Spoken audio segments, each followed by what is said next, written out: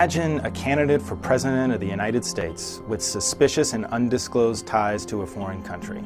Imagine that foreign country was running a campaign to influence the results of the American election. It sounds like the rejected plot of a bad 1980s Cold War movie, but it might actually be true.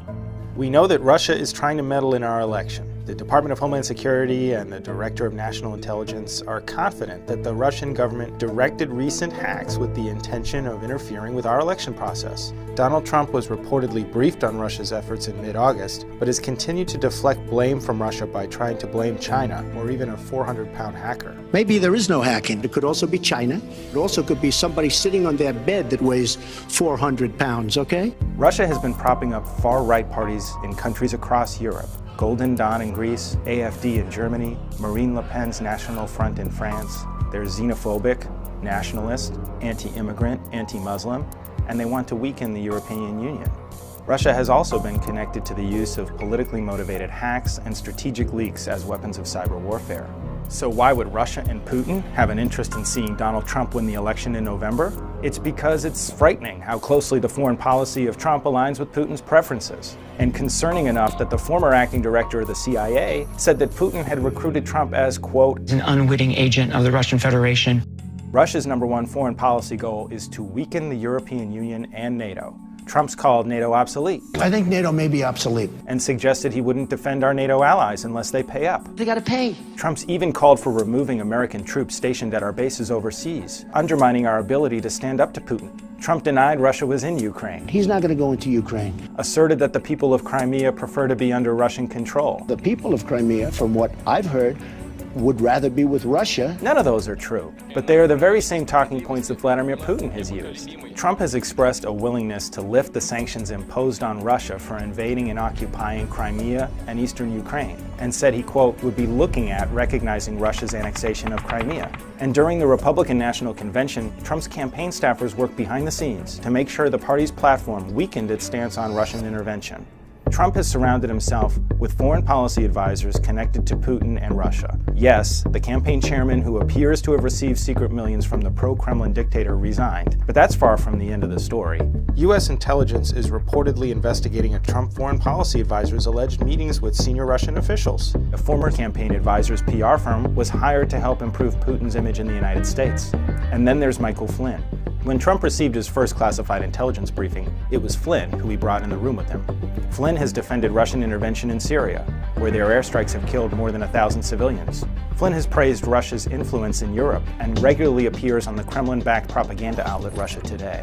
And how many former top spies in the U.S. military would surprise everyone by showing up at a black-tie gala in Moscow where Putin was the marquee speaker? The other half of the equation is that we have no idea how deep Donald Trump's financial interests and ties to Russia really go. Trump has a long history of engaging in Russia-related business deals. Over the years, he's tried numerous times to build a Trump Tower in Russia and has made deals with powerful Russian interests, from paying the USSR to sponsor Soviet bikers to race in the Tour de Trump, to a deal with Putin's favorite mixed martial arts fighter. He even tried to sell Trump vodka to the Russians. In 2006, Trump's partners on a project in Panama traveled to Moscow to sell condos to Russian investors.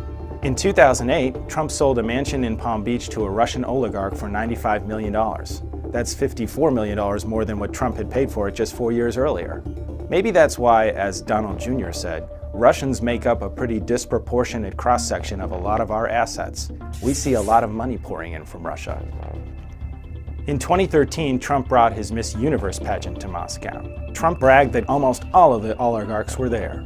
One in particular, Russian billionaire Aras Agalarov, paid Trump millions to bring the pageant to Russia. Before the trip was over, Trump and Agalarov reportedly signed a deal to explore future real estate opportunities in Russia.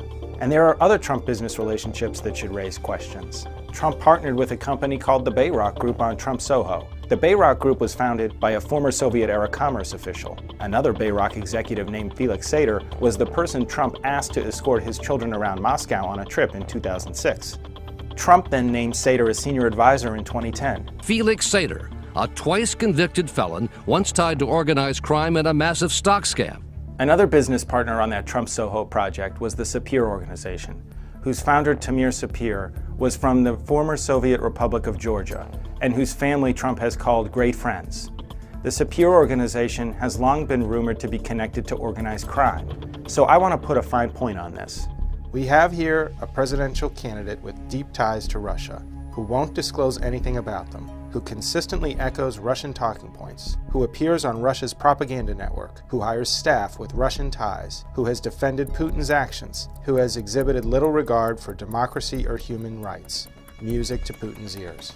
No one should feel comfortable if we get to November without far better answers about how much Trump has invested in Russia, and more importantly, how much Russia has invested in Trump. Because what we have right now is a Trump policy agenda that aligns far more closely with the interests of Vladimir Putin and Russia than the interests of the United States. Far from Trump's claim of America first, that's Russia first. And it's not someone who should be our next commander-in-chief.